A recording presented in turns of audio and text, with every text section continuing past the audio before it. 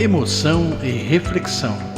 Ouvir pessoas e aprender com elas nos torna seres humanos melhores. O respeito às diferenças é o legado que cultivamos. Aqui nós contamos histórias. Se inscreva se ainda não for inscrito. Comente e compartilhe nosso conteúdo. Ele é todo seu. Seja bem-vindo à segunda temporada de Um Dedo de Prosa Horácio. Emoção à flor da pele. Meu nome é Lilian França, eu tenho 34 anos. Nossa, já vai entregando a idade e tudo, Lilian. Mas é porque eu não tenho vergonha de falar, não. Eu tenho esse medo, eu não tenho medo, não. Nasceu onde? Nasci em Mauá, mas eu fui durante 20 anos da minha vida. Os primeiros 20 anos foram em Rio Grande da Serra. Mudei um pouquinho para Ribeirão, mas logo voltei. Nasceu só pela questão do hospital, que nasceu no hospital, na maternidade, só por isso? Só, porque na época não tinha aqui em Rio Grande, ainda não temos, né? Mas em nome de Jesus, vamos torcer para que tenha. Bacana. Exatamente, mas fiquei 20 anos em Rio Grande. Morando onde? Que região? Eu morei na Vila São João. Na Vila São João. Isso, exatamente. 20 anos na São João. E aí fui pro Jardim Ribeirão Pires, fiquei 1 ano e meio. E depois voltei, mas voltei casada com casa no Monte Alegre. Entendi. Exatamente. Os pais moram aqui ainda? Não, minha mãe também continuou no Jardim Ribeirão Pires. Na verdade, quando a gente saiu daqui pelo falecimento do meu pai, que a gente não conseguiu ficar dentro da casa porque foi meio traumático. Tá, meus pêsames então aí. Já faz 11 anos. 11 então anos. Ainda vale os pêsames, mas faz um tempinho já. De qualquer forma é uma perda, né? Ah, com certeza, dói. Então, justamente por essa dor que naquele momento a gente não quis permanecer lá. E o meu pai era uma alma vívida na Vila São João. Ele subia e descia aquelas ladeiras, então todo lugar da Vila São João era a cara do meu São pai. João. Isso. E você estudou onde? Na Alziro Barbosa. Aqui também em Rio Grande. Exatamente, lá na São João, uma escola maravilhosa, assim, eu devo ter passado no ProUni a eles, na verdade. Quando eles, sei lá, eu tenho um apego muito grande àquela escola. Mudei meu filho de escola para lá justamente porque eu amo aquela escola. Defendo com unhas e dentes. E como é que foi, assim, a sua primeira infância, a formação ali na Vila São João? Olha, eu fui uma menina muito reclusa até certo ponto, né? O meu foco era muito na educação, porque o meu pai, como ele veio do Nordeste, e a minha mãe, eles não tinham muito saber, muita educação na questão de papel, né? Eles eram pessoas muito educadas e firmes na vida, mas não tinham o saber. Quantos irmãos? Nós somos em 3 irmãos. Ah, 3. Isso, meu irmão. Então não era muito típico nordestino, que o nordestino é 8 irmãos, né? É verdade. Não, meus pais, eles foram contidos. Assim. Foram bastante contidos, diria. E contidos até certo ponto demais, porque o meu irmão, ele tinha 15 anos quando eu nasci e a minha irmã tinha 12. Eu fui a mais raspinha do tacho, minha mãe teve 40 anos já. Nossa. Pois é, só já nasci dando trabalho. Que isso? Já comecei causando um auê. Ninguém tava querendo mais filho, eu apareci só. Você apareceu. Exatamente. E aí, eles focavam muito na minha educação. A caçula, exatamente, mulher. muito protegida por todo mundo, porque o meu irmão e a minha irmã me protegiam demais. Eu era a princesa da casa em todos os aspectos. Mas eu fui pra luta muito cedo também. Com 14 anos eu já comecei a trabalhar. Com 14 anos eu fui trabalhar numa loja de carro em Ribeirão Pires. Loja de carro? Isso. Eu fui me vestir de bichinho na porta da loja de carro lá. A menina começava o dia dançando e terminava morrendo.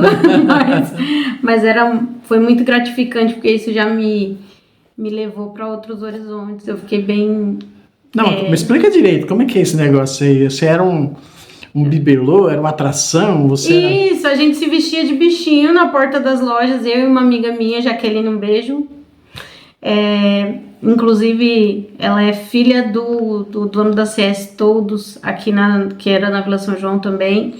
Era uma menina muito esforçada e até hoje nós começamos a vida sendo muito batalhadoras, assim. Eu junto dela, assim, ela me dava força para trabalhar. Quando eu pensava em largar, ele ia lá e me levantava. E a gente seguia junto.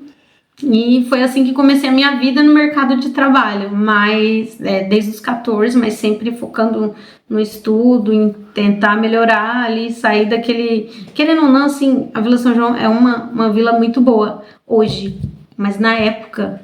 Você acha hoje boa? Assim, é melhor muito do que morro, era. não é? Não então, muito em questão... É muito perigoso. Em questão ali, geográfica, sim, e em questão... Porque assim, eu digo que é pior... que era pior antes, porque nós não tínhamos posto de saúde, Sim. Nós não tínhamos uma creche para as nossas crianças na Vila São João, faltava muita infraestrutura em todos os aspectos, Sim. né? E graças a Deus hoje nós temos isso. Então não que fosse pior ou melhor na questão de segurança, porque eu acredito assim que nas entrelinhas todos os bairros têm alguma dificuldade. Não, todos têm, sim. Nas entrelinhas com certeza todos têm. Mas lá fisicamente, lá é terrível.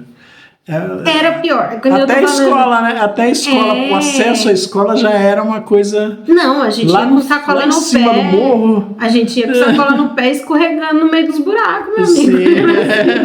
Era assim. Agora, eu lembro até hoje, no ano novo, a gente tinha que sair com roupa branca. Chega, meu Deus do céu, tem que colocar umas 4, 5 sacolas no pé pra poder... Uma dificuldade terrível, né?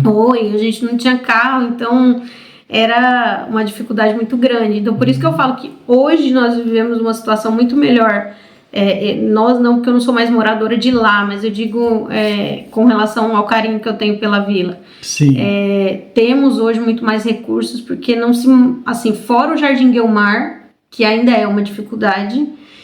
As ruas melhoraram muito, porque agora não se pisa, pelo menos não é no barro. É na barro. Dá pra subir lá sem escorregar. Sim. Né? Mas, enfim, eu tenho um carinho muito grande por aquela vila, independente de tudo.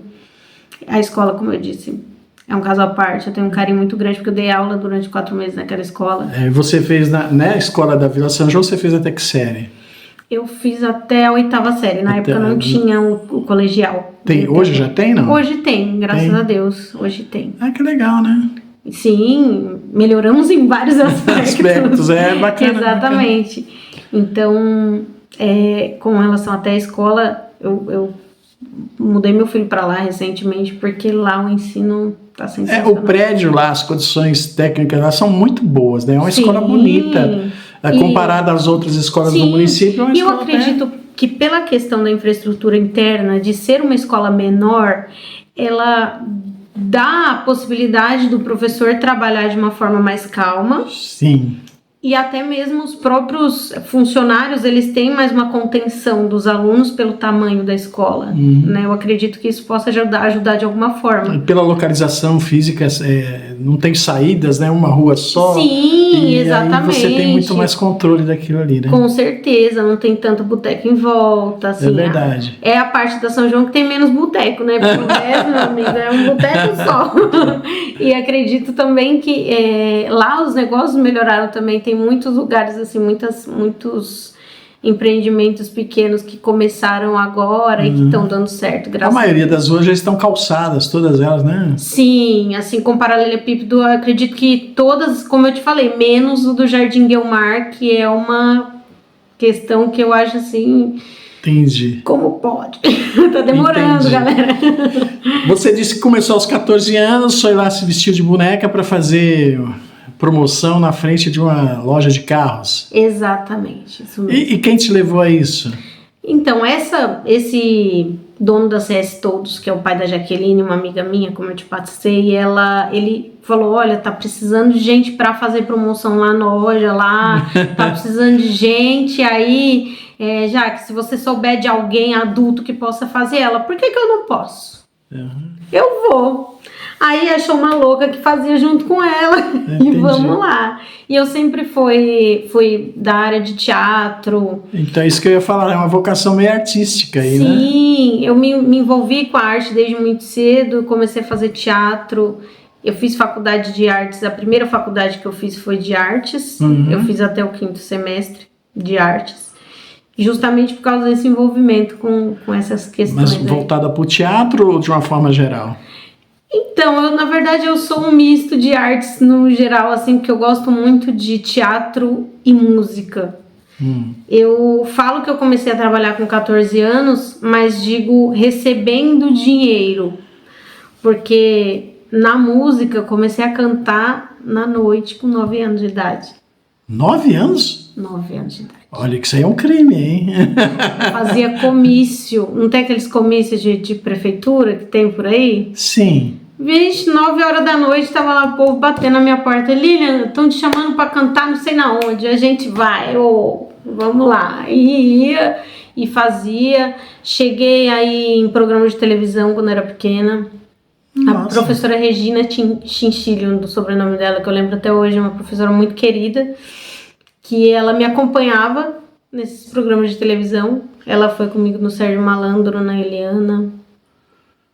Tudo isso. Rapaz, então tem uma veia de artista ali, né? Uma coisa bem lúdica aí. Exatamente, eu sempre fui para esse âmbito mais cultural mesmo. Sim, quando você falou para mim que começou aos 14 numa loja de carros, eu imaginei que era ADM, administrar, fazer fichinha, fazer essas coisas no computador. Mas não, você já foi para a porta fazer estripulia. Fazer estripulia, porque como eu estava falando, a Jaque foi por, digamos assim, dar um pontapé inicial, que o pai dela meio que deu um segmento, e eu fui junto, no embalo, mas eu não pensei que aquilo fosse me voltar de forma artística, assim, Sim. não, mas a gente sempre foi muito animada, e eu acho que a questão do Nordeste, né, o nordestino ele não tem vergonha de fazer as coisas. Essa raiz nordestina, então. Não, minha mãe e meu pai, eles são muito engraçados, sempre foram muito engraçados, muito performáticos.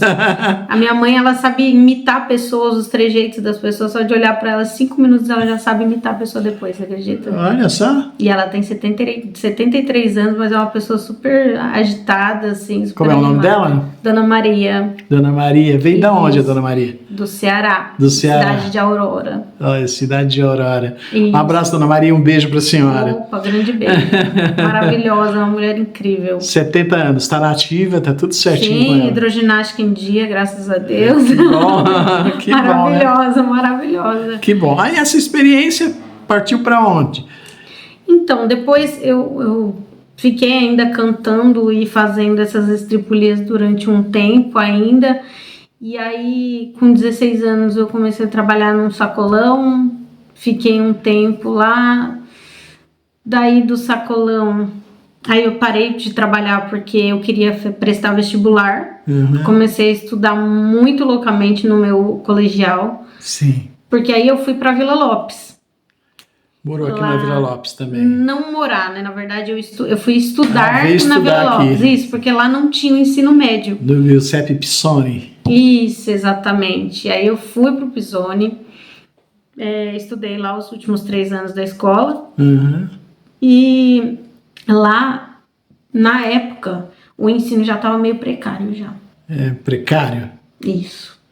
E eu acredito que, eu não sei como que tá a situação hoje, em específico, né, no ensino médio, mas na minha época estava meio debilitado. Sim, por quê? Então, eu acredito que por eu ser muito CDF, assim, na escola, durante a fase que eu estava na São João, eu esperava demais do colegial. Porque eu esperava uma preparação do vestibular real, assim, em um nível muito maior. E aí a gente teve basicamente uma pincelada de matérias e eu fiquei bem chateada na época. Eu falei, nossa, e agora? Como é que eu vou partir pro vestibular? Eu preciso de mais. Então eu comecei a buscar de meios próprios para estudar. É que o vestibular e a faculdade são muito diferentes. Você já prestou faculdade, Sim. você sabe. São muito diferentes da escola. Nossa, jamais, não tem como comparar. Mas assim, eu tô falando em questão de hoje mesmo. Sim. Porque, por exemplo... Não, mas a gente tá falando do teu vestibular. Sim. Você foi para lá para se preparar para um vestibular Isso, que você iria fazer para artes. Sim, exatamente. E eu já estava fazendo teatro na época, né? Entre os estudos e o teatro, na verdade, eu nunca abandonei. Eu sempre tive um pé no teatro. Sempre. Como assim, Sempre. ali com a Assis Santos aqui, Sim, com a Geru Madeira? Sim. A Geru não, porque eu fazia em Ribeirão. Sim. E ela era mais aqui para Rio Grande, né? Nós entrevistamos aqui um menino, o Romário. Sim, o Romário estudou comigo. Ele fez... Ele e a Jennifer Rossetti, se tiver a oportunidade de conhecer ela, daqui da Vila Lopes, e ela é maravilhosa. Ela chegou a dirigir uma peça que eu atuei. Foi uma fase muito gostosa da minha vida.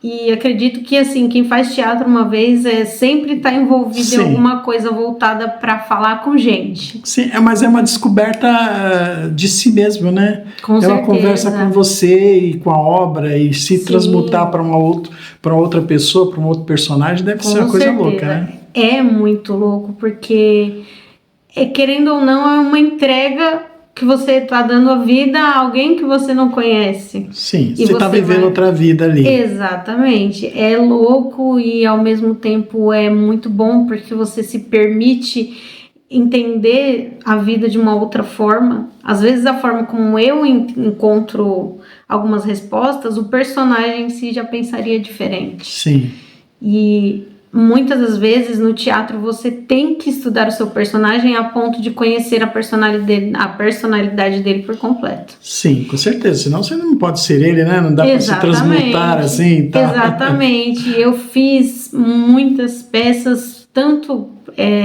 mais emotivas, quanto já fiz peças de personagens engraçados. Então você já subiu no tablado, já? Já fiz peça lá no Teatro Brigadeiro, em São Paulo. Então, já fui para alguns lugares já. Nossa, é uma trajetória, né? Sim, exatamente. Eu dei uma parada assim no teatro, mas nunca saí disso, entendeu? Sempre Entendi. vivendo nesse rumo louco. O Romário tá em carreira, né? Ganhou um Exatamente. prêmio. Outro dia ele veio aqui Sim. conversando sobre o prêmio que ele ganhou. Sim, ele é maravilhoso, ele é um ele- ser incrível. É um cara que, nossa, ele Manja aposta na profissão de ser ator. Com certeza. Eu, na verdade, quando eu tive que parar com o teatro foi mais por causa do nascimento do meu filho. O pai do meu filho não era muito afim de que eu fosse para essa área, né? Sim. Eu conheci ele no teatro, mas só que quando ele viu que ia por um lado onde eu poderia conhecer mais gente, ele já ficou me travando. Aí eu... Nossa! Deu bom, não é? Tanto que não tá junto, virou ex já por causa disso. Ah, meu Deus! Né? Já virou ex por causa disso. Mas foi mais por causa disso, da maternidade, dos relacionamentos. Aí, então, Essa coisa de ser mulher atrapalha muito, não? depende muito. Porque eu acredito que se eu tivesse sido um pouco mais firme e sido menos passional, eu acredito, talvez eu teria rumo diferente. Eu acredito que sim. Dentro da profissão de ator, de atriz. Sim e não. Porque quando eu fiz faculdade de artes, eu acabei indo pro lado escolar. Inclusive, eu fui dar aula junto com a Marisete, né? A gente fez um projeto bem bacana a sua esposa, né? No caso. Só contextualizando. Eu fiz um projeto bacana junto à Secretaria da Educação na época. A gente fez um incentivo à leitura, né? E através do teatro eu fui inserindo o incentivo à leitura. Sim, o lúdico dando as pitadas do real. Exatamente. Aí a gente fez um negócio muito bacana, eu, a Marisete e eu também, uma outra professora. Eu estava trabalhando em 2 salas e assim foi muito bacana, foi uma experiência mega legal. Só que eu descobri que eu não nasci para dar aula.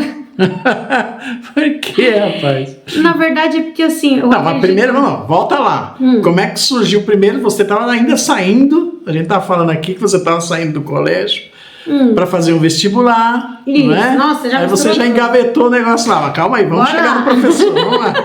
Aí você Muito chegou, calma. correu a faculdade, fez tudo, estudou bastante. Sim, eu consegui a bolsa pelo ProUni de 100% da faculdade de artes. E aí eu fui pro Coração de Jesus, faculdade pra FAINC, né? Lá em Santo André. Não sei nem se ainda hoje tem a FAINC. Não tem mais. Acredito que não, né? Na verdade, o ápice, assim, da FAINC foi enquanto a professora Iracema, a irmã Iracema, era viva. E depois Sim. já foi... Eu lembro que na época, quando ela faleceu, já foi decaindo já. Ela era o ícone da faculdade. Quando você foi para a faculdade, o projeto era ser atriz. E aí quando eu fui lá para dentro mesmo, eu vi que a questão acadêmica era mais voltada para a área da educação. Havia muitas possibilidades, né? Sim, e na verdade eu acredito que a Faculdade de Artes no Coração de Jesus, ela incentivava muito a questão do professor mesmo, da vida acadêmica voltada para lecionar mesmo. Então não era essa coisa de vou ser artista, lá dentro era outra pegada. Sim. Lá dentro eles incentivavam mesmo a gente a lecionar. Então era mais voltado para ser professor mesmo. Exato. E aí eu acho que talvez se eu tivesse ido para um outro curso, não a faculdade em si, mas eu acredito se eu fosse, por exemplo, tentar fazer que nem o próprio Romário fez um curso que eu acho que agora me fugiu da memória, mas era um abraço ao teatro mesmo, algo bem intenso de teatro que ele tinha feito na época, que ele até falou, por que você não vai pra lá, tal, não sei o que, e aí eu não quero fazer faculdade. Mas não chegava, o curso que você fez não chegava a ser um bacharelado e tal? Eu não quis concluir o bacharelado. Eu fui até o final da licenciatura, era para pegar o bacharelado em artes cênicas, que já te levava de novo para o teatro. Só que aí, dentro de cênicas... O teatro e ser ator te abre muitos leques, né? Sim. Quer dizer, você pode fazer N coisas aí que venha na cabeça aqui, né? Exatamente. Mas aí, sabe o que eu pensei também? É porque, querendo ou não, artes cênicas, num geral, eu não sei se o Romário vai jogar para esse lado, talvez a gente pense diferente a respeito disso, mas dentro da faculdade eu vi que o pessoal ia muito pela questão física. Para conseguir papéis, por exemplo, eu tenho uma amiga que ela é belíssima e ela foi parar na Record para fazer novela. Sim, questão de beleza aí que você tá falando. Isso, e eu não mas a gente tem atores aí que são muito Estênio Garcia, os novos aí, mas só que assim, não são tão belos assim, mas tem talento de sobra, né? Exatamente, mas vamos ser realistas que o Estênio ele não começou agora sendo idoso, ele começou lá atrás e ele não era tão acabado assim, né?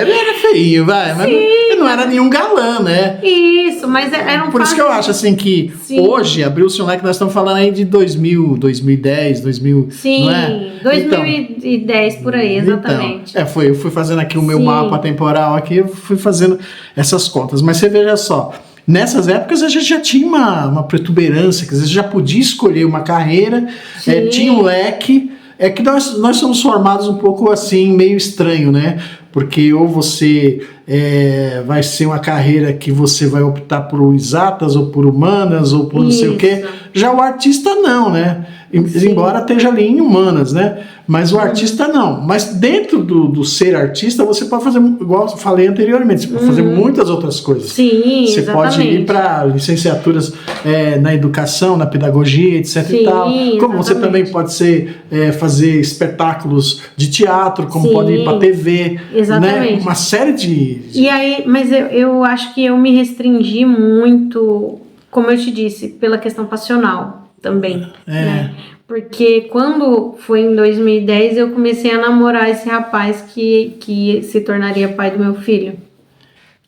E aí, no começo era tudo lindo, porque a gente se conheceu no teatro. Entendi. A gente os dois eram da área de teatro, então eu imaginei, não vai me compreender, vai me entender. Comecei a fazer a faculdade, tudo, já estava, como eu disse, no quinto semestre de artes. Só faltava o bacharelado, só faltava para eu concluir isso.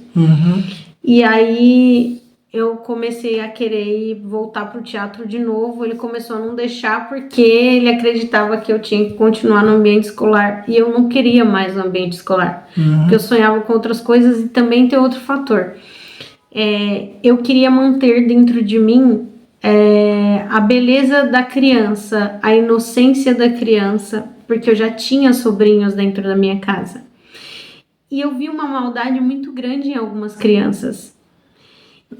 Acho que tem, né? Sim, e aí você não está preparado psicologicamente para ver maldade em criança.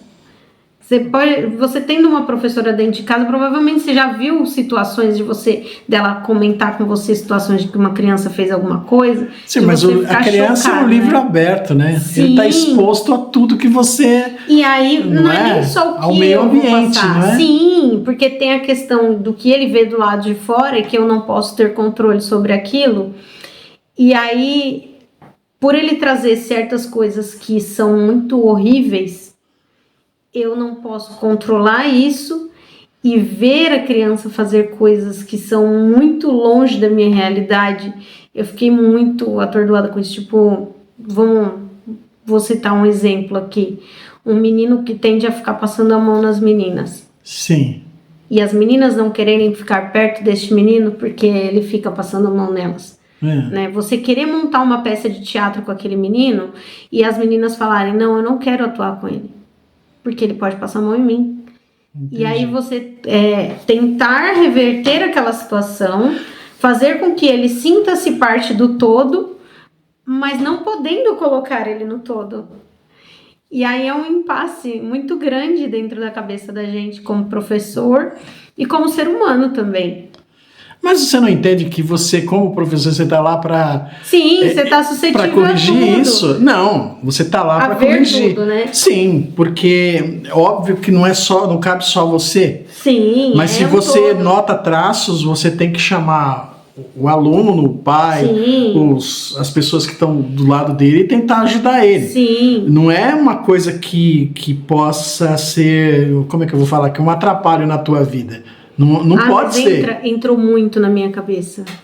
Muito. Porque eu olhava para os meus sobrinhos e eu ficava pensando até que ponto dentro da escola eles podem passar por uma situação assim de conviver com uma criança que de repente vai passar uma história diferente para eles, né? Mas isso é a vida. Conhecer. Sim, eu não estava preparada para isso. Mas com tudo isso, com você representando lá fora, com você... sentindo isso, ser o outro personagem, você não tinha essas dimensões. Eu fiquei muito sem ação, de verdade. Nossa, era muito esquisito, porque realmente eu tinha na minha... digamos assim que eu fui criada num ambiente...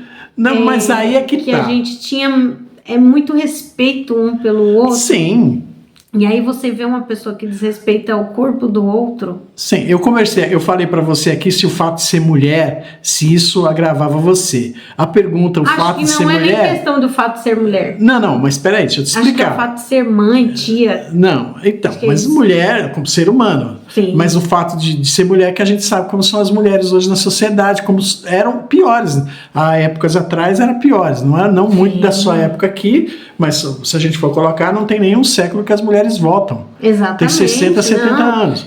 As mulheres têm, na África e outros países, na Grécia, as mulheres são proibidas de sentir prazer, elas têm os órgãos genitais, ainda hoje em dia, têm os órgãos genitais cortados. Exatamente. Que é uma violência terrível. Sim. E que aí você está falando de outro tipo de violência, mas que é uma coisa que o artista... ele entende mais isso, porque ele pode viver outras vidas. Sim. Você está entendendo o que eu estou falando? Sim. Então, por ter que viver outras vidas, ele consegue fazer o painel do ser humano, ele consegue olhar para o ser humano. Sim, e eu acho que é isso que mais me piorou naquele momento, porque eu tinha que me colocar no lugar daquele menino, compreendendo a mente dele, mas levando-se em consideração que o que ele trazia era de fora, não era interno da escola. Sim. E me colocar também no lugar das meninas que estavam passando por aquela situação e de não querer ficar perto dele, eu não poderia tirar a razão delas, né? E ver essa maldade na minha cabeça era muito fora de foco. Mas você sabe que seu papel também não era tirar dele, né? O seu papel era encaminhar ele para pessoas, um psiquiatra, alguma coisa assim. E outra coisa também, assim, com relação a estar naquele ambiente, eu fiquei só 4 meses na escola fazendo esse projeto. Entendi. Eu fui estagiária. E aí ali era justamente o estágio para eu saber se eu queria aquilo ou não para minha vida. Mas essas coisas você trabalhou dentro da sua cabeça? Começou a trabalhar? Tive que trabalhar. Sim. Apesar de não ter visto mais esses tipos de situação na minha vida, no geral, porque assim, eu acho que eu tive muita sorte. Mas isso é uma de muitas, né? Exatamente. Uma situação de muitas, né? Sim, e eu sabia que eu ia encontrar mais coisas. Talvez até piores. Tá viva, realmente. Exatamente. E aí eu optei por não continuar no ambiente escolar. Você fez uma fuga. Exatamente. Eu saí fora, saí da faculdade, saí de tudo que era envolvido da arte. Por mais por causa da maternidade. Depois que em 2012 eu me tornei mãe. Uhum. E assim... Foi um cavalar de coisas, porque aí ficou aquela coisa. A minha mãe, ela falava assim, não, vai, continua, vamos tentar.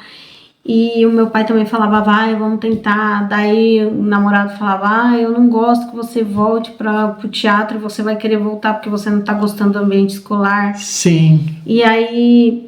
Enfim, eu fui pelo passional mesmo. E pela questão de você falar que mulher sofre mais, né, nessa muito relação mais. a isso, nós, enquanto... Eu não vou julgar, generalizar os homens, assim, porque eu acredito que... Aqui não julgar ninguém, a gente não julga ninguém. Quem julga é Deus. Não, a gente não julga ninguém. Mas os homens têm mais facilidade. Sim, tanto quanto certeza. Você falou de beleza e tal, que as pessoas mais bonitas têm mais espaço. Então, os homens, eles tendem a entrar com mais facilidade, porque se for um homem engraçado, ele já ganha na questão. O homem já é diferente, né? Que as mulheres têm mais facilidade. Se for mulher mais bonita, então... Então, e você vê até hoje mesmo com relação aos comediantes, por exemplo. Você vê pouquíssimos comediantes do sexo feminino, justamente porque as pessoas não dão muito crédito para a mulher ser engraçada. Você acha isso? Nota-se, por exemplo, você vê aí pouquíssimas. A Heloísa PRC, por exemplo, é uma mulher que isso do mundo global, mas Sim. hoje em dia... nos canais de YouTube a gente tem muitas mulheres. Sim. A gente tem até uma invasão de mulheres. Tem uma russa, aliás, 3 Sim. russas que eu conheço, tem os vídeos dela que fazem stand-up, humor. E tem várias brasileiras com stand-up. Mas se você parar para pensar que o Whindersson Nunes, ele é uma das pessoas mais seguidas do mundo e que ele é um homem e que tem outros que, para falar a verdade, assim, ele é, mas você tá olhando muito, você tá muito focal, né? Olha direito, porque a gente falou aqui, o Anderson Nunes tem um talento enorme, né? Sim, com certeza. Um talento, ele, até acho que assim, dos stand-ups que eu conheço, ele é o que mais começou com antes. Certeza. E o que mais batalhou, eu acho que com certeza. É o talento dele, não por ele ser homem. Sim, mas eu tô falando assim, no nicho. O nicho da comédia, ele é muito voltado mais pro masculino. Eu discordo, mas vou deixar você... É real, eu acredito muito nisso, porque, por exemplo, se você for olhar até mesmo nas listas de pessoas mais seguidas, geralmente estão mais nomes de homens do que de mulheres. Porque até no futebol, por exemplo, você vai ver os nomes mais cotados. O futebol começou agora, né? Isso aí foi pesado, né? Começou agora. O futebol feminino não existia. Há 5 anos não existia o futebol feminino. Sim, né? Exatamente. Então, embora a gente saiba que muitas mulheres já começavam no esporte antes, mas só que elas não eram nem levadas em consideração. Sim, não era levado em sério. Muito por conta disso que eu falo pra você aqui. Tem um frei que agora no dia das mulheres, agora no dia 8, ele postou um vídeo dizendo que as mulheres têm que ser submissas aos homens, não só aos maridos, mas aos homens, porque Deus tirou a mulher da costela. Olha que nós estamos no século 21 e um cara ainda acha espaço para ser preconceituoso, racista, não é? Sim. E falar de Deus, mas falar entendeu? Uma coisa horrorosa. Eu acredito que já é questão de andar ao lado, né? Deus, eu acredito que se ele tirou da costela foi para a mulher estar ao lado do homem. Sim, mas eu nem coloco Deus no meio, eu coloco a pessoa, né? Sim, a necessidade da pessoa de abaixar, de pegar as mulheres não precisa não achatar. Eu não acho que não gosto, não gosto desse tipo de posição. Nem que Deus mandasse ou que Deus não mandasse, eu também seria contra. Mas eu nunca li na Bíblia que Deus disse assim, não, mulher é segundo plano, tem que ser escrava, tem que ser obediente. Então, você entendeu? Essas coisas, por isso que eu falei pra você. E a gente carrega esse estigma de mulher. Os maiores números de feminicídio, que o homem acha, ele mata a mulher porque ele acha que a mulher tem que ser dele. Sim. Né? Inclusive, que mulher também é terrível, né? Mas... Sim, eu vim com uma ideia na cabeça, inicialmente, de falar sobre minhas questões de projeto em si, mas também de tocar num assunto que ele é doloroso para mim e que eu já fiz em um podcast uma vez sobre isso, sobre esse assunto, mas eu acho que é necessário tocar. Pode falar. Principalmente porque isso pode caber para outras pessoas que passam pela mesma dor, que já passaram pelo mesmo processo. Entendi. Por essa questão de ser mulher, já para a gente ter tocado nesse assunto, da mulher não necessitar estar por baixo. E eu acredito que é realmente isso. A lateralidade ela é melhor do que a submissão. Sim. Exatamente. A igualdade, mais do que lateralidade, a igualdade. Sim, exatamente. Você é um ser humano, precisa ser respeitado como tal. Exatamente. E vou morrer igual um homem, vou com o mesmo buraco igual um homem, tá tudo igual. Nessa questão que eu falei do assunto doloroso, que já foi parte de um podcast que eu fiz com a Marília Gussonato, que foi sobre a Lei Maria da Penha naquele momento. Esse mesmo rapaz que me tirou do teatro, que é o pai biológico do meu filho, ele me agredia muito. Inclusive, meu filho nasceu de 6 meses por causa disso. Nossa. Eu tive a minha língua cortada com uma tesoura e aí... Que horror! Foi pesado. Eu vivi uma destruição muito grande do meu ser, assim. É pesado falar. Sim, mas é necessário. Muito. Exatamente. Então, inclusive, os relacionamentos, eles se iniciam muitas das vezes, a gente pensando que vai ser um relacionamento legal, tudo. É que nem eu falei, vim de teatro, a pessoa também vê, ele vai me compreender. Sim. Só que a pessoa começa a cortar as asas. E aí jogar obstáculos. Sim. E aí que a mulher passa por uma situação mais difícil. As agressões morais. Sim, e eram muito enrostidas, né? Essas agressões, elas não começaram, tipo, a pessoa já chega batendo. Não, ela começa de seu short tá curto demais. Ah, entendi. Já começa de uma questão de... Eu acho que tem homem demais na sua sala da faculdade. Absurdos, né? Eu vou te buscar lá, porque eu acho que você tá com uma amizade muito estranha com o seu professor. Porque eu fui perguntar uma coisa, tirar uma dúvida através de um e-mail. Não importa, né? Não importa. É uma bobagem. A mulher realmente passa por muito mais obstáculos. Muitos mais obstáculos. Então, e o passional de tudo isso, ele gera transtornos muito maiores para a mulher, principalmente pela questão que a gente coloca na cabeça, pela questão biológica. A gente vê que tem mulheres trans participando lá dos esportes, porque biologicamente não é, mas é mulher porque elas querem, querendo ou não. Mas se você for medir força com homem, não tem como uma mulher medir força com homem. Mas eu acho que não é questão nem de medir força, né? É a questão de você ser humilhada, de você ser renegada, jogada para baixo. Isso já te coloca no chão, né? Exatamente. E aí começa da questão psicológica, mas para ir para a questão física, a gente já fica reduzida. E não é só o parceiro ali. É a vivência também que você já traz. Não é? De família, de olhar que, olha, a família, a mulher tem que casar, a mulher tem que obedecer o marido. Essas coisinhas pequenas que parecem que não são muita coisa, mas que deve, dentro da tua cabeça, eu imagino que deve ser a coisa que vai te podando, né? Exatamente. Eu vim de uma família tradicional na questão de realmente, a minha mãe viveu 42 anos com meu pai e eles eram um casal que eles lutaram muito para estar juntos. Então eu olhava para aquela situação e eu pensava, eu acho que eu preciso lutar mais. Talvez o problema seja a falta de luta. Por que eu não estou lutando? Então eu vou abdicar realmente das coisas, vou lutar para estar com essa pessoa, porque eu acredito que é isso que Deus quer.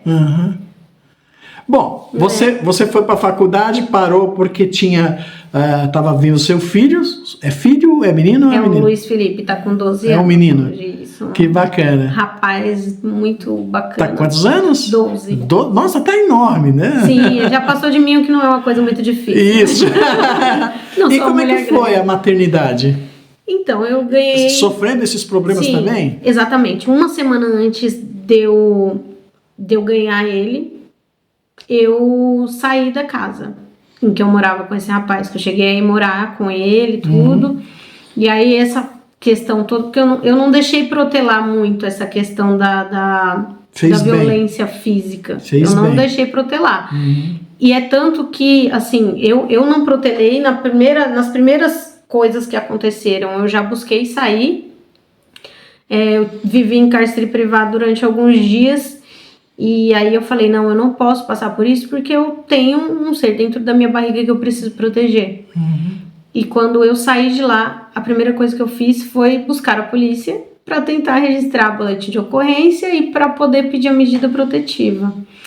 E aí eu fui atrás, inclusive, de saber o porquê que tinha demorado na época.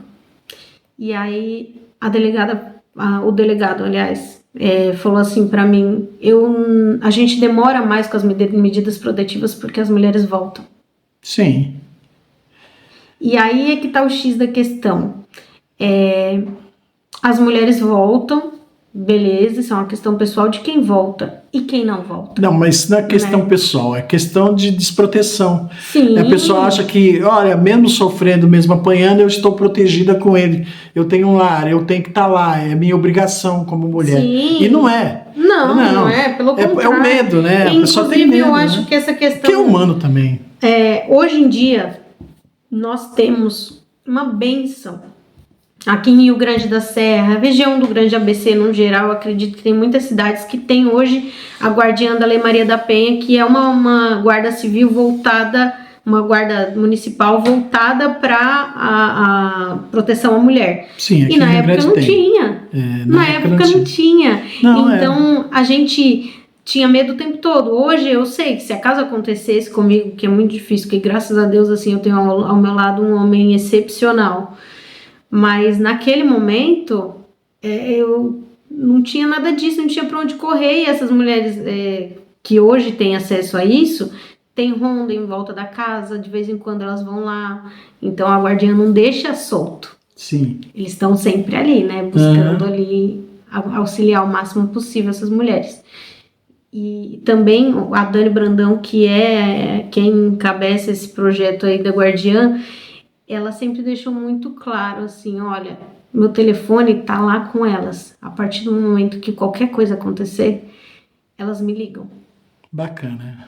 Então, hoje é um projeto assim de alta escala na minha cabeça, assim. Sim. Elas merecem todas as palmas. Você acha que tem um mínimo de proteção hoje? Mínimo não só, elas têm muita proteção. Sim. Porque a Dani chegou a me falar, inclusive é uma pessoa inclusive que pode chegar a ser uma convidada para você, porque ela tem muito a agregar. Entendi. Ela, na época que ela foi lá no podcast da Marília junto comigo, ela falou que na época elas buscavam até por emprego para quem não tinha emprego e não tinha para onde sair. Uhum. Ela chegou a arrumar casa para mulheres que precisavam sair daquele ambiente. Chegou a arrumar emprego. No seu caso, quando você saiu do ambiente, com ele não lá, junto nada. Com ele, você foi para onde? Eu fui para casa dos meus pais. Voltou para casa dos seus pais? Sim, e eu tive a maior vergonha, porque... Eu imagino. Se você sai pra vida com um homem e você quer voltar para casa ainda de bucho, né? Porque... de bucho.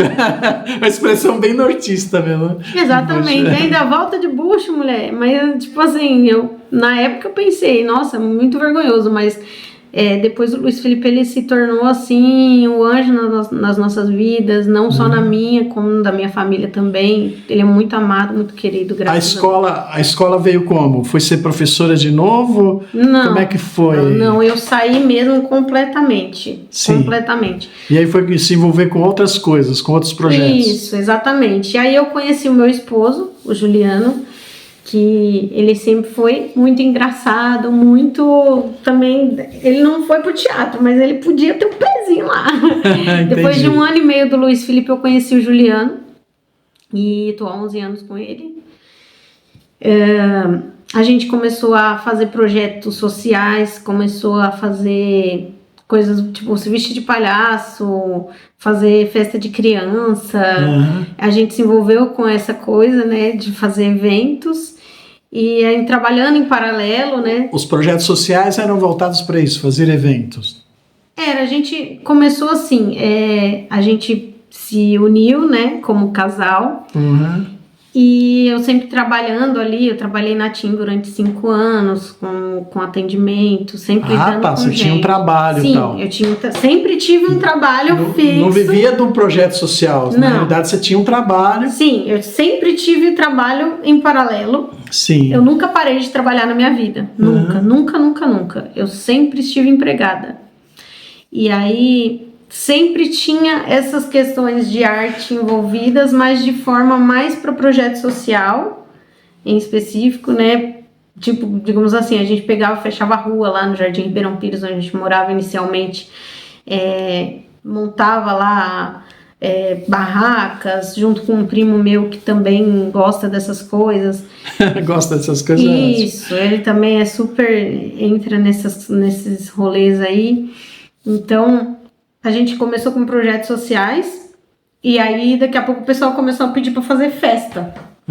Daí a gente pegava os finais de semana que estava livre do trabalho, fazia festa, ganhava um extra e fazia projeto social junto. E aquela... Esse é o tipo de empreendedorismo que você faz. É exatamente isso aí. Foi aí essas razões, essa razão que o empreendedorismo entrou na sua vida? Sim.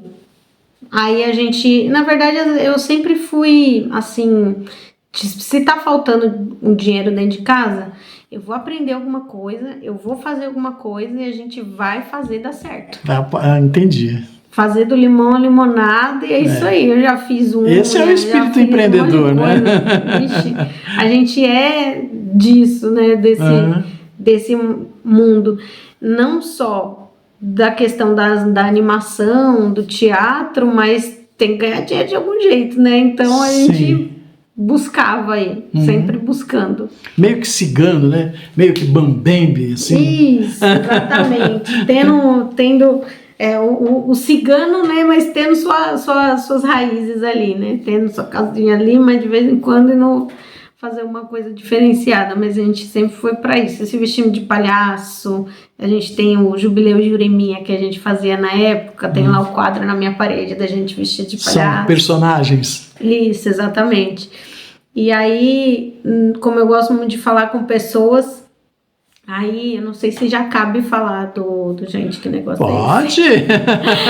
Eu comecei a conversar com alguns empreendedores na cidade de Rio Grande, né? A gente, querendo ou não, com esses projetos, a gente tinha acesso a essas pessoas, né? Sim. Eu conheci muita gente através desses projetos sociais, conheci muita gente do ramo de negócios, né?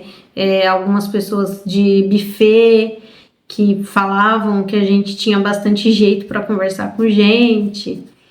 E aí conheci também a Natália, que eu estava falando para você, e vários empreendedores, a Fabrícia aqui de Rio Grande, dona de loja, né?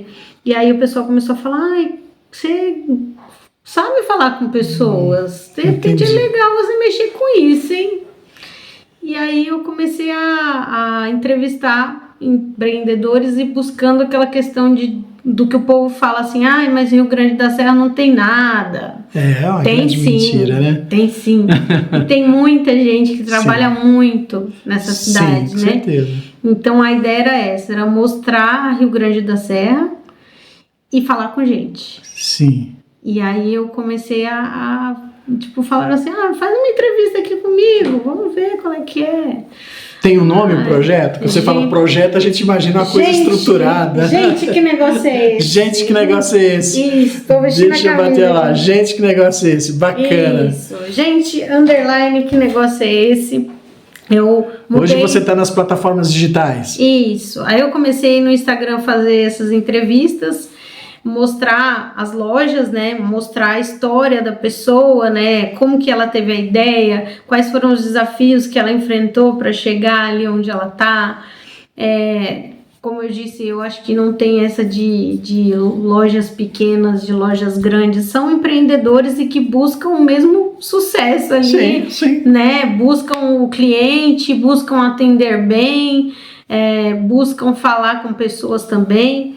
Então, a ideia é essa. Quem tá ali por trás, que precisa ser mostrado, a gente vai mostrar. Essa é a ideia. Então, você cria uma plataforma que você leva para lá os empreendedores, os pequenos projetos. Isso, eu vou até a loja, faço a entrevista com a pessoa mostrando o ambiente da loja, como chegar até lá, né? Estou na rua tal, na loja tal, para poder falar sobre esse lugar, sobre essa pessoa, não sei o que. Daí a gente conversa sobre a pessoa em si, se ela quiser falar de algum desafio que ela passou, ela fala. Eu dou liberdade para que as pessoas se abram realmente e falando com o intuito lógico de focar no negócio, né?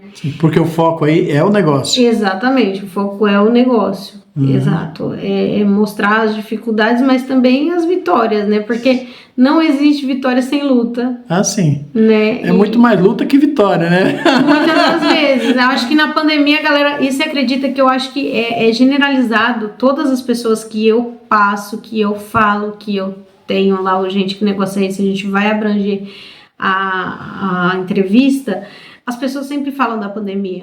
Qual foi a dificuldade maior que você enfrentou? A pandemia. Você teve dificuldades na pandemia? Como é que foi a pandemia para você? A pandemia, na verdade... Se bem que a pandemia não terminou ainda. Não, e o OS diz ainda que tá aí. realmente. Mas hoje a gente não tem. Como é que foi naquela época do lockdown? Como é que Sim. foi naquela época que as pessoas estavam presas em casa? Eu perdi pessoas, né? Minha madrinha era uma pessoa assim, ela era muito cheia de vida e em 3 dias do nada ela faleceu. Então foi uma coisa assim muito densa, muito pesada. Da minha família, a primeira casa que pegou Covid foi a minha. Só que o pessoal começou a pensar, deve ser um negócio bobo, porque a família da Lilian toda tava de boa, o pessoal passou assim. É pior do que isso, porque a gente enfrentou uma coisa muito pior do que isso. Nós tivemos o negacionismo. Sim. Gente como você lá, que é descendente de nordestino, deve ter ficado irado, né? Porque também teve briga contra os nordestinos. Sim. Teve uma série de fatores aí, a gente teve um revés político aí que era terrível. Nossa, foi, os gente, negacionismos foi. e que não existe a doença, que não existe Não, vacina, a vacina não é. Vai virar jacaré, essa coisa toda. Como é que você viu isso aí? Então, pra mim, eu penso que, como eu te falei, no início, como era tudo muito estranho, Muito estranho, né? muito estranho, porque a gente não sabia com o que a gente estava lidando. A própria ciência não sabia com o que eles estavam lidando.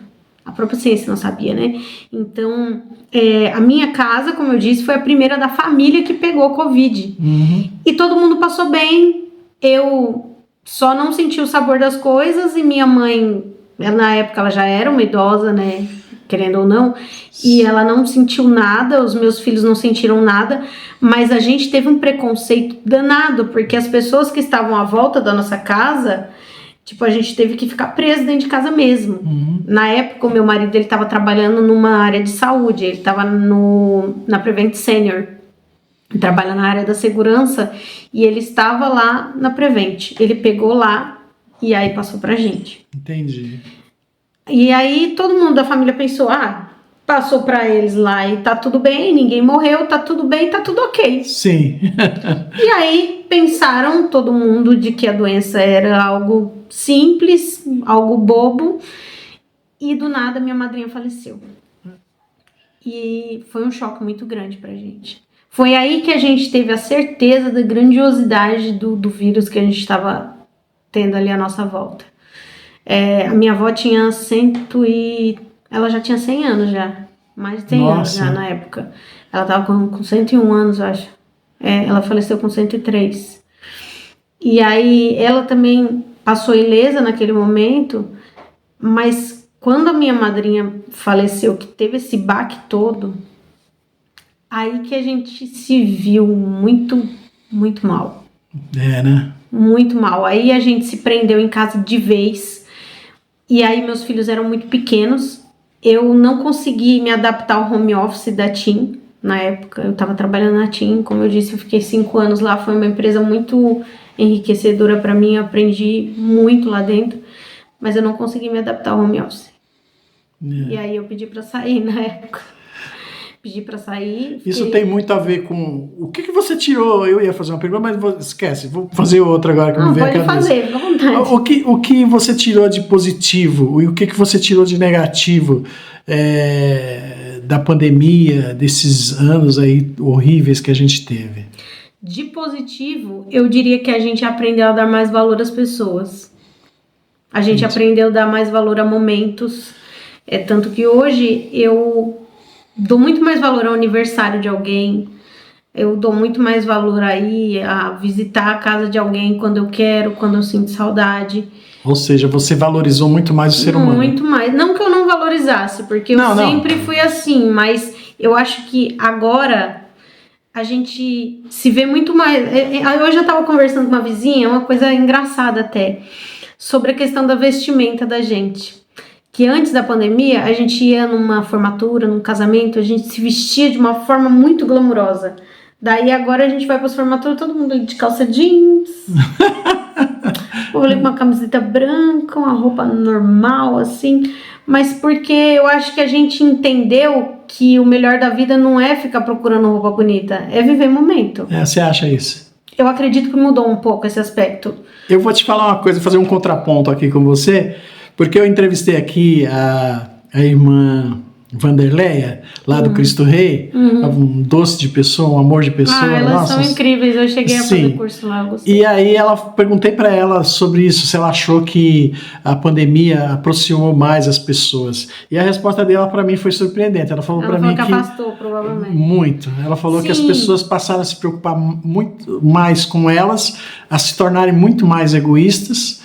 E ela fala no sentido do trabalho, do voluntariado, aquela coisa toda. Ela falou que eu acredito demais. Assim, eu digo com relação a igrejas, por exemplo, as pessoas na época tiveram que se afastar muito. Nós estamos dizendo hoje, né? Hoje. Sim, na época as pessoas se afastaram muito da igreja, se afastaram muito de tudo que era grupal. Que tinha grupos de pessoas. Tudo que aglomerava gente era obrigado a se afastar. Mas, ao mesmo tempo, aumentou também a introspecção das pessoas, né? Para algumas pessoas, elas ficaram realmente mais egoístas. Eu tô falando com relação a mim. Mas eu sei que... E eu tô perguntando para você em relação ao mundo. Aí, não, em relação... Você falou o que eu aprendi, Sim. Né? Eu aprendi isso, a dar valor a momentos e pessoas. E acredito também que eu me uni mais às pessoas de dentro da minha casa.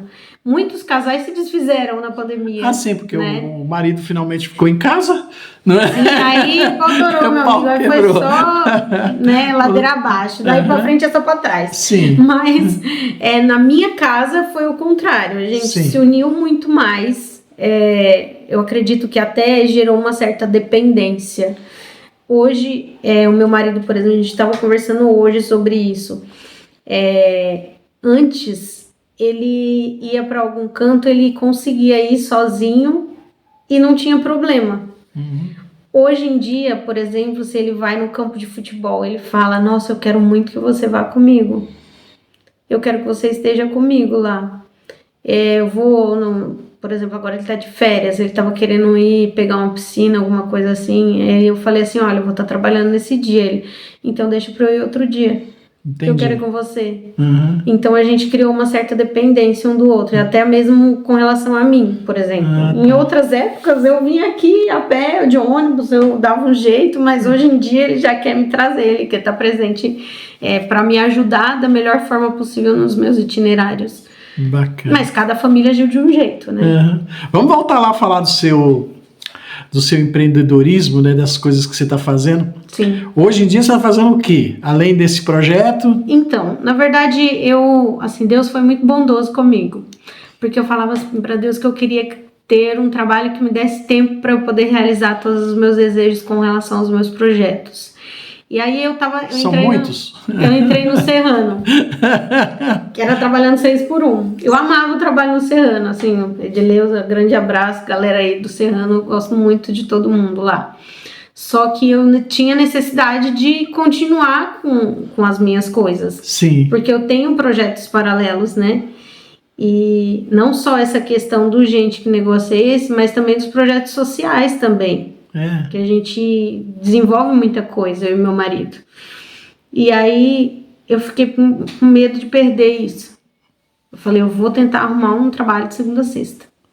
Arrumei o trabalho de segunda a sexta. Aí foi na área de vendas. E assim, eu não me adaptei muito a vender porque eu não sou muito incisiva. Eu não consigo ficar em cima das pessoas. Não, eu sou legal pra caramba, eu consigo conversar tudo, eu desenvolvo bem, mas eu sou muito mais do cuidar. É tanto que eu fiquei 5 anos na TIM, porque era de atendimento mais cuidando de pessoas. É engraçado, né? Porque eu achei, quando você falou que se fantasiou de boneco para vender carro, eu achei que você ia desenvolver bastante isso aí, mas não, foi o contrário. Na verdade, essa questão de se vestir de bichinho foi mais pela questão da animação, tipo, era um chamariz para quem tava com criança se achegar dentro da loja. Sim, para vender carro. Exatamente, mas quem vendia eram os vendedores. Não tem nada a ver com isso, cada um no seu quadrado. Mas assim, era um chamariz para as crianças. Sim. E eu acredito que é por isso que eu trabalho com crianças de vez em quando até hoje, né? Sim. Essa questão dos projetos sociais aí, eu continuo lidando com crianças. Sou muito Você fala muito de projeto social, mas o que significa? O que é realmente o projeto social que você faz? Porque uns têm um projeto social que é uma escola de luta para assinar, outros têm um projeto social que é para fazer poesias. No seu caso, é o que realmente? Então, a gente gera eventos voltados à criança. Por exemplo, agora no Natal, todos os natais, a gente arrecada um monte de brinquedo ou doces e sai no dia do Natal, dia 24 à noite ou dia 25 de manhã, para entregar esses brinquedos, esses doces. Entendi. No dia das crianças, por exemplo, no Monte Alegre a gente fez a mesma coisa. E às vezes na Páscoa também. Então, isso não são coisas que você começa do nada. Você precisa juntar antes alguma coisa. Você precisa ter um itinerário do que você vai fazer naquele dia. E é legal estar inserido com uma associação. Sim, exatamente. Com uma entidade que faça... Sim, e a gente sempre busca isso. Lá no Jardim Ribeirão Pires, por exemplo, quando a gente começou, deu pontapé inicial para fazer esses projetos aí, era com a associação de moradores. Entendi. Aqui no Monte Alegre, por exemplo, o pessoal estava em andamento para fazer, passaram por alguns problemas e a gente foi lá e ajudou a levantar o negócio, fazer acontecer junto ali. Eles não tinham muitos recursos para o pessoal animar, por exemplo, lá, e aí a gente ajudou a fazer o negócio. E o mesmo com relação ao Natal, a gente pega um microfone, sai na rua e leva os doces, mas a gente tem uma preparação grande antes. Nada se faz do nada. Nada. Né? Exatamente. E tem por isso também... que é bom ter uma organização social por trás. Sim, assim, a gente tem, graças a Deus, a confiança de muitas pessoas que sempre sabem que a gente está fazendo e sempre ajudam. A gente é você e seu esposo. Isso, exatamente. Eu, meu esposo, mas algumas pessoas sempre vêm, né? O filho ainda não faz parte. Os dois. Agora são dois. Porque agora veio o Jeanzinho, né? O Luiz Felipe falou do Jeanzinho também. Isso, eu engravidei do Jeanzinho, foi em 2018. E o Luiz Felipe, assim, sempre gostou de estar no meio. A gente ia fazer até evento pago mesmo, aniversário, ele tava enrabixado junto. E ele fala no microfone e ele faz canta junto. Também, não? Cantar, não. Inclusive, um abraço pros karaokês que a gente vai por aí, que né, me suportam cantando ali. Hoje eu só não... Eu tenho algumas pessoas que falam, volta a cantar, mulher, vai ganhar dinheiro com isso, mas eu acho que eu tô mais senhorinha, assim, eu gosto mais dos karaokê da vida lá, ir lá cantar descompromissadamente. Bacana. Cara, a gente já tem 1 hora de vídeo, felizmente eu vou ter que segurar por aqui. Não, mas foi maravilhoso. Foi um prazer te receber, te agradecer por estar aqui, muito obrigado pela sua presença e vou abrir para você fazer as suas considerações finais. Nas minhas considerações, só agradecimentos, né, por poder falar um pouco da minha vida, das minhas coisas aí. Sigam, gente, _, que negócio é esse, por favor. Né? Vai ter muita coisa bacana agora, a gente tá com uma parceria bacana com as empreendedoras em ação aí, muita coisa linda por aí. E basicamente é isso. Muito obrigada, Noel, pela oportunidade. Que Deus te abençoe muito, que esse negócio... do Dedo de Prosa, né, que cresça muito mais. Isso aqui tem muito potencial de verdade. Trazer vidas, né, contar histórias e cada pessoa trazendo uma coisa nova para as pessoas no geral, então é muito enriquecedor. E isso é basicamente o que a gente faz no todo, né? Eu pro lado do empreendedorismo, mas eu também praticamente faço meio que a mesma coisa, assim. Só que eu vou na loja, né, das pessoas, que eu acho que o foco no negócio, no meu caso, já é diferente, né? Já vou pro empreendedor ali mesmo. Mas é um prazer estar aqui. Um abraço a todo mundo que assistiu, que está assistindo. Enfim, tamo junto. Fiquem com Deus, todos vocês. Obrigadão. Curta dando seu like, compartilha para os seus amigos, se inscreva no canal, acione o sininho para novos vídeos.